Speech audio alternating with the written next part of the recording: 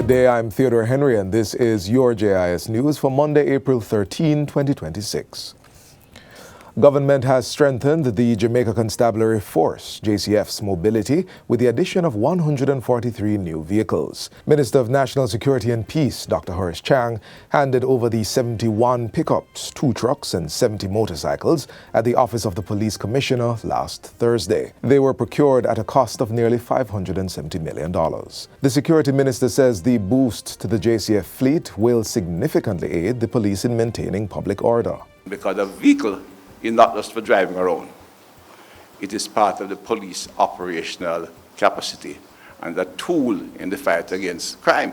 Dr. Chang highlighted that this expenditure was made even as the government has had to deal with reduced revenue inflows caused by Hurricane Melissa's economic impact. He says it affirms the government's commitment to ensuring that the security forces are properly equipped to secure peace, which in turn supports economic development.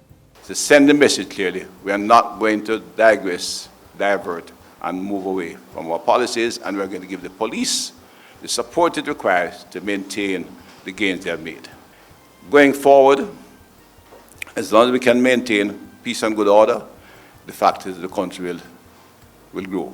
It's the only foundation which we can build. If we don't have good order, there will be challenges. The government has launched the Jamaica Data Exchange Platform, JDXP, a digital system designed to streamline public services by enabling secure, real-time data sharing across institutions. Minister responsible for efficiency, innovation and digital transformation, Ambassador Audrey Marks, says the platform marks a major step in Jamaica's digital transformation agenda.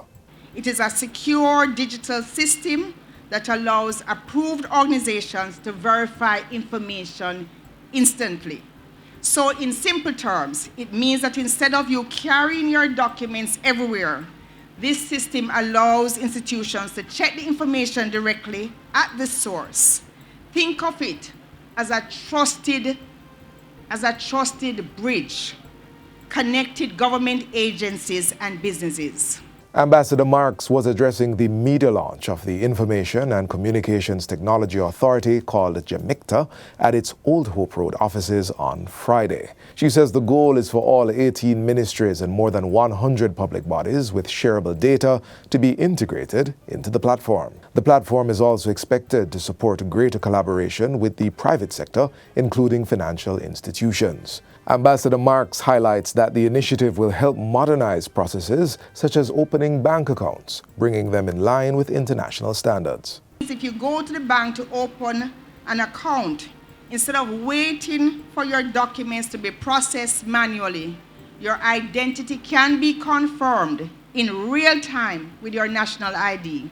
No back and forth, no duplication, no delays. A bank account can be opened within 1 hour. There's no need in today's world and with today's technology for us to be waiting and waiting and waiting. So we are going to be working with the banks to reform how we have access and to ensure more financial inclusion for every Jamaican. Bed capacity at Cornwall Regional Hospital in Montego Bay has been restored to pre-Hurricane Melissa levels, marking a significant milestone in the facility's ongoing recovery efforts. Minister of Health and Wellness, Dr. Christopher Tufton, says the hospital has rebounded from fewer than 150 beds after the hurricane to approximately 300. We are now twice the number of beds than we were after Hurricane Melissa. This has eased the burden on the wait time for beds, not eliminate the burden because A&E is still under some pressure.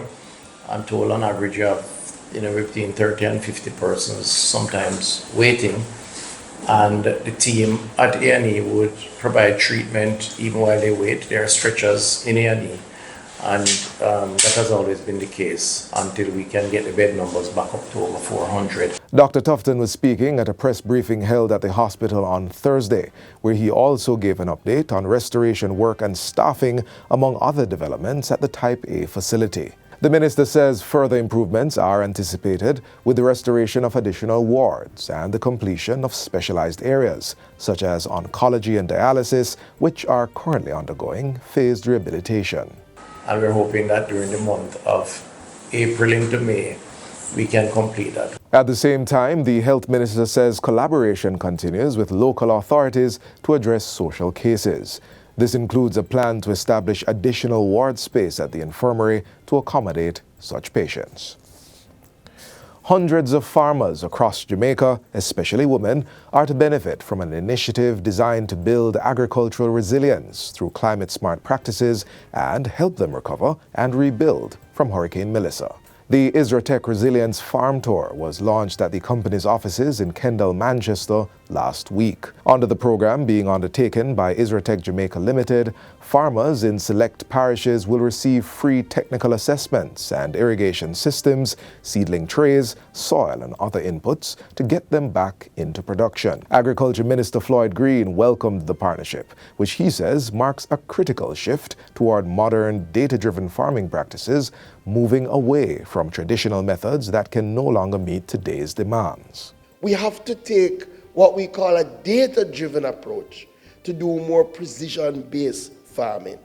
So they will be doing the farm assessments, helping the farmers in the design of their farms, working with them to put in gravity-fed irrigation systems, and also helping you with things like seedlings and fertilizer. Minister Green assured farmers that government's interventions to help them recover from Hurricane Melissa would continue. We're also going to be working under our Adapt Jamaica program through a hurricane recovery component to target 1,000 vulnerable farmers who will be provided with direct grant support. And we expect to do some cash for work opportunities that will benefit over 950 households. And finally, the government is accelerating a sweeping expansion of technical and vocational education and training, TVET, as part of its push to transform and future-proof Jamaica's education system. State Minister of Education, Skills, Youth and Information, Rhoda Moy Crawford, underscored the importance of the initiative while addressing the opening session of the Jamaica Teachers Association Education Conference. She says the ministry is undertaking a bold, systemic overhaul to better equip students for an increasingly technology-driven and unpredictable global landscape. For far too long, TVET has been perceived as a secondary pathway. Today, we are unequivocal in our position. TVET is not an alternative. It is a critical pillar of our national development agenda.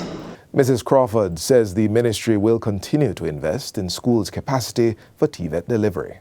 Importantly, an additional 400 million JMD has been earmarked to retrofit our technical high schools with new and emerging laboratories. And that's it for JIS News Today. I'm Theodore Henry. Thanks for watching.